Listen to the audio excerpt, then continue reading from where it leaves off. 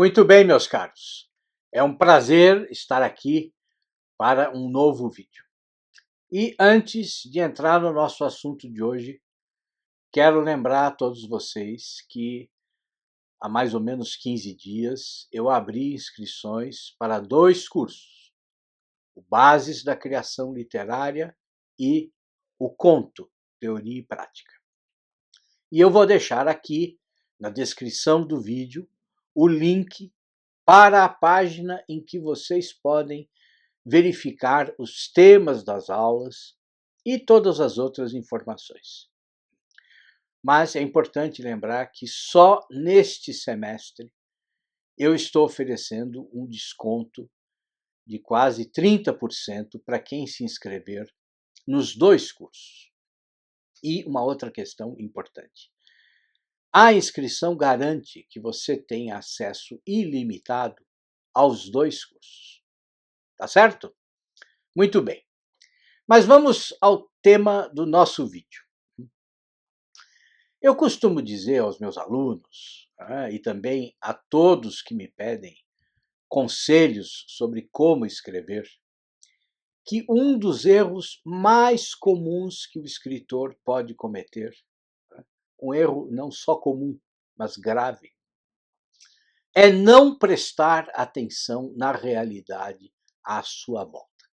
Ou seja, é menosprezar o seu microcosmo, a sua pequena realidade, na qual muitas vezes tudo parece medíocre e nada parece ter importância.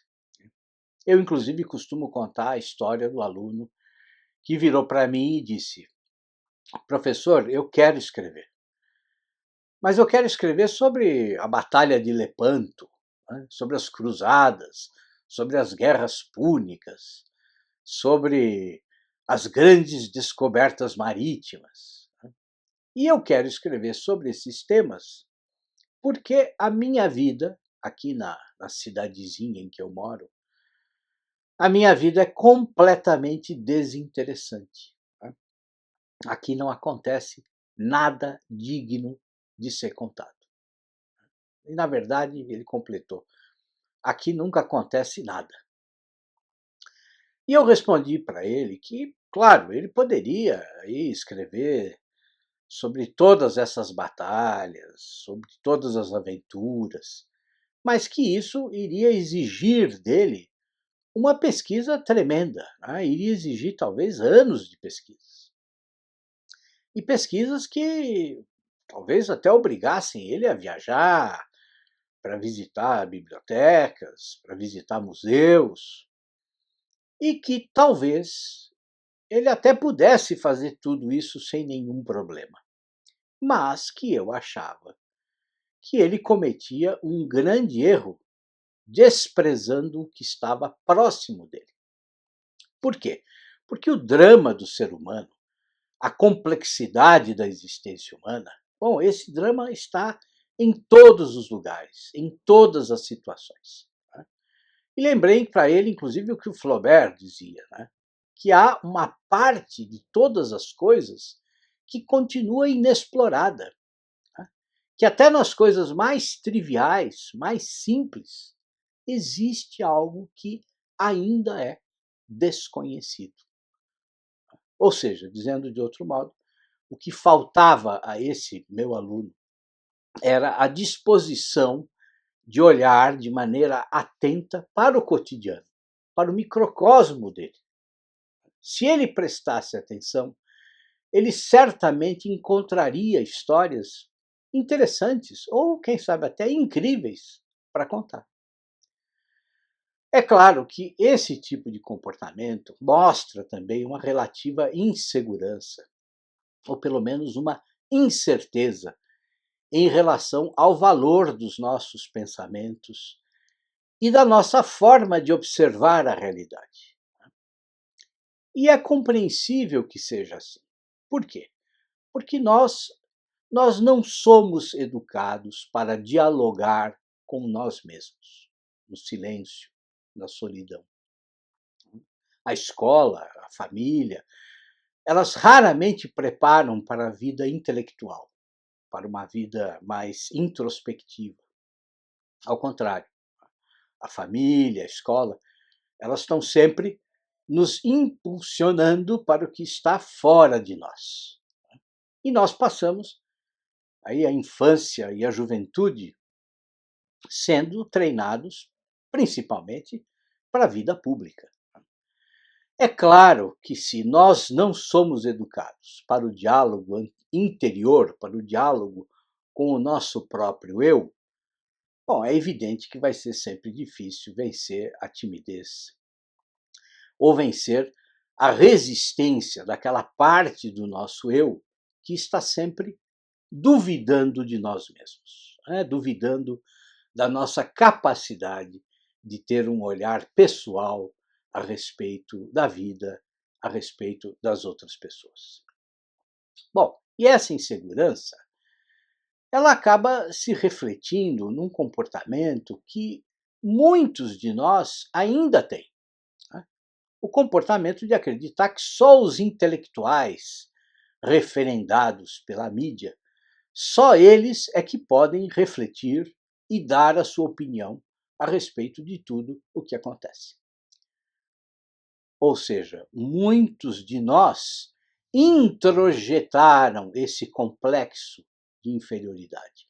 E introjetaram de tal maneira que têm medo de fazer, até mesmo de forma privada, de forma particular, o julgamento do seu meio, da sua realidade e também do que se passa no seu interior.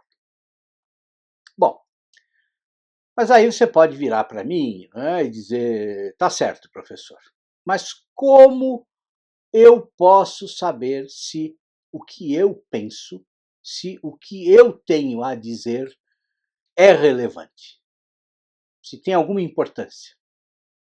Por que a minha opinião seria importante numa época em que todos consideram as suas opiniões não só importantes, mas até mesmo imprescindíveis? Por que a minha opinião seria importante numa época em que a TV, a internet, o rádio estão repletos de pessoas dando a sua opinião sem parar? E a minha resposta para você seria muito direta e muito clara. Nós não temos como saber se as suas ideias são importantes. Mas é exatamente por isso que você precisa expressar a sua opinião, a sua ideia. E se você não se sente, por algum motivo, preparado para expressar o seu pensamento em público, se você não se sente seguro para mostrar para todo mundo as suas histórias, os seus poemas, as suas reflexões, o que é então o melhor que você pode fazer? O melhor que você pode fazer é escrever. Escrever sem esperar o julgamento dos seus contemporâneos. Escrever porque você sente necessidade de escrever. Escrever porque a escrita é uma forma de você descobrir tudo o que continua inexplorado na vida, nas coisas, nas pessoas. Escrever por quê? Porque a escrita é uma forma de continuidade do nosso ser. É uma forma também de você superar a sua insegurança, superar o seu complexo de inferioridade. E passo a passo, refletindo, investigando, escrevendo, você vai formar a sua própria vida intelectual. Passo a passo, você vai aprender a olhar para você mesmo. E o melhor exercício para aprender a observar a riqueza do cotidiano e o que se passa no nosso interior é escrever um diário.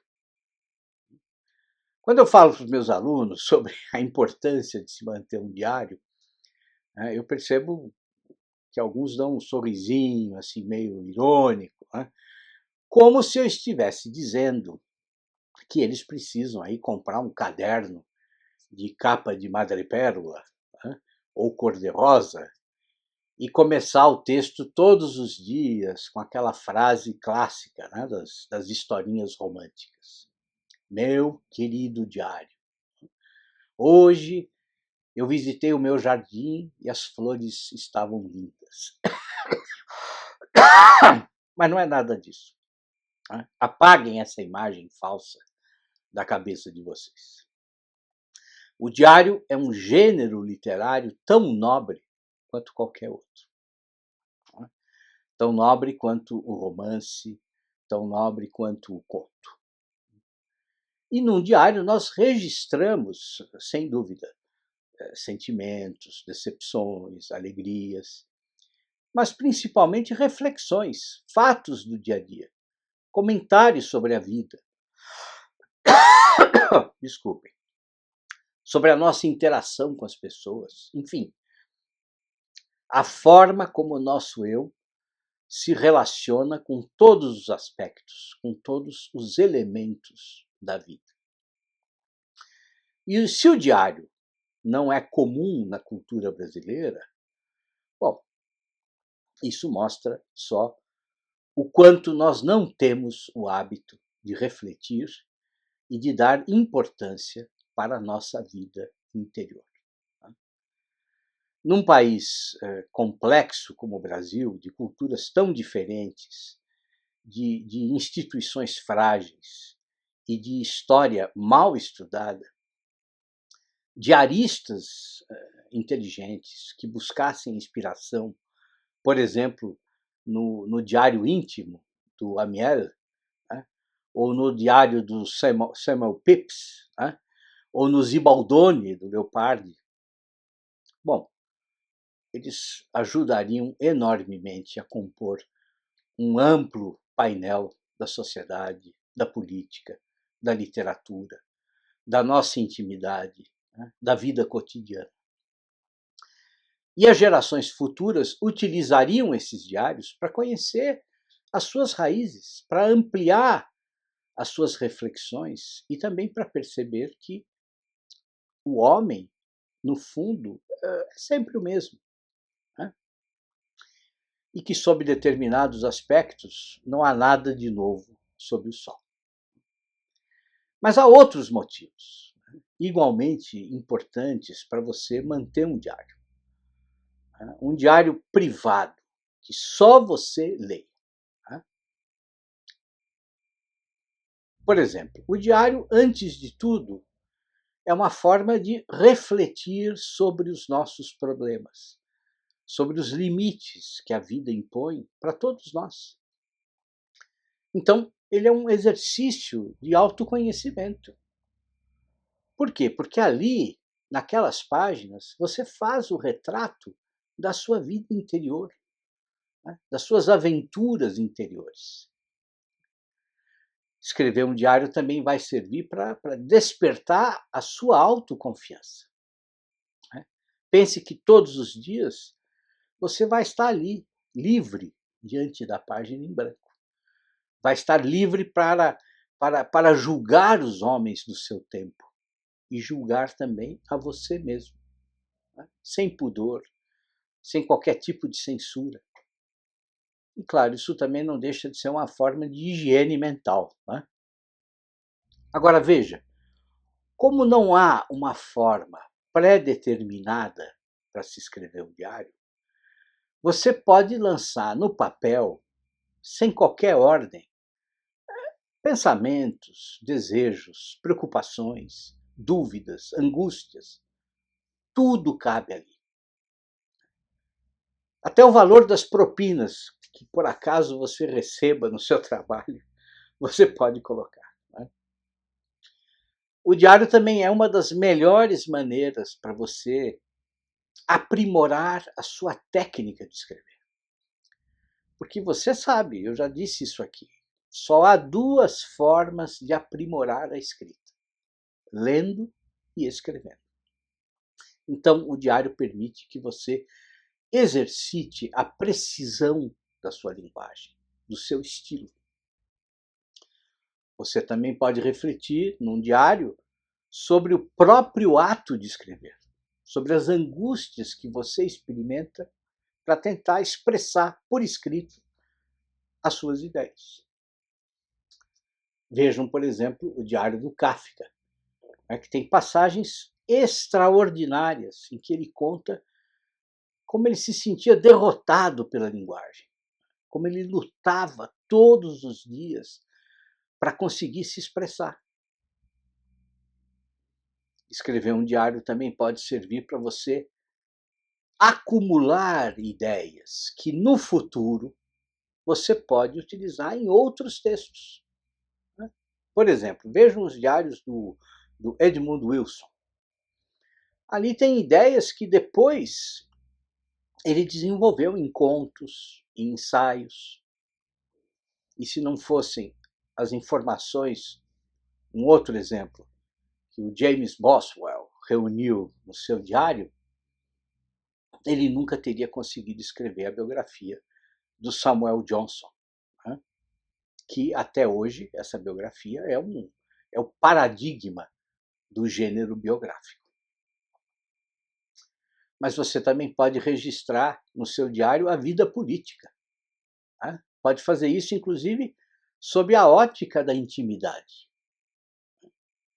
Imaginem um diarista que desprezasse a opinião da mídia e dos partidos e decidisse mostrar como as mudanças políticas afetam o seu cotidiano, a sua vida familiar ou a vida da sua comunidade. Um diário como esse é um documento que, no futuro, vai permitir um novo olhar a respeito da história. O melhor exemplo de um diário desse tipo é o do Victor Klemperer, que descreve o dia a dia de um judeu vivendo sob o nazismo. É um diário dramático. Claro, nós já sabemos que ele sobreviveu ao nazismo, mas o Klemperer, que foi professor de literatura, de línguas, ele narra cada dia como se fosse o último da sua vida. São anos em que ele vive numa constante incerteza. Mas você também não precisa se fixar no presente. Não, você pode descrever as suas lembranças do passado, ou pode contar o passado dos seus familiares. E pense também o seguinte, quer dizer, depois de anos escrevendo um diário, imagine que um dia você decide começar a reler as páginas que você escreveu. Que homem que você vai encontrar? Né? Em que você mudou ou não mudou? Quando você começa a reler aquelas páginas, você vai descobrir a linha da sua própria vida. Né? Às vezes tortuosa, às vezes frágil. Ali você vai reencontrar os seus erros e os seus acertos. Num diário também você pode refletir de maneira absolutamente livre sobre uma infinidade de questões. E essa liberdade, ela vai contribuir, com certeza, para ampliar a sua capacidade imaginativa, para libertar você de alguns dos seus medos, de algumas das suas inseguranças. O que mais? Bom, escrever um diário faz com que você também supere o temor, supere o receio que muitos têm de olhar para a sua própria intimidade. O diário, então, vai servir como um espelho. E eu garanto para vocês que uma das melhores vitórias da maturidade intelectual é a gente poder olhar no espelho e saber exatamente com quem nós estamos conversando. Então vejam, meus caros. Desculpem. A vida inteira cabe num diário. As nossas anotações podem garantir conhecimento e inspiração para gerações futuras. E nós não podemos ter medo da nossa opinião. Com algum esforço, nós conseguimos enxergar centenas de pormenores que passam despercebidos para a maioria das pessoas.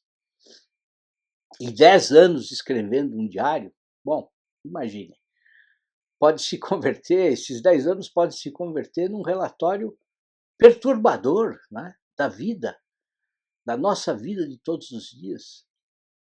Pode servir, inclusive, para historiadores, para antropólogos no futuro. Né? E nós temos que pensar que tudo merece a nossa atenção. Tudo merece ser preservado pela escrita. Não há nenhum traço da experiência humana que deva ser esquecido. Se o nosso cotidiano pode nos oferecer milhares de pequenas surpresas, se a vida está sempre nos surpreendendo, imaginem o que podem fazer os escritos daqueles que não só viveram, mas também guardaram as suas impressões pessoais para o futuro. É isso, meus caros. Bom, acho que nós passamos dos 10 motivos. Né? Acho que foram 12, 13 ou mais. Né? Mas isso não importa. O que realmente importa é que você comece a fazer o seu próprio diário. O que realmente importa é perceber que você tem algo para contar. E esse algo só você sabe. Algo que só você pode descobrir no seu interior e na realidade. Tá certo? Um grande abraço para vocês e até o nosso próximo encontro. Tudo de bom.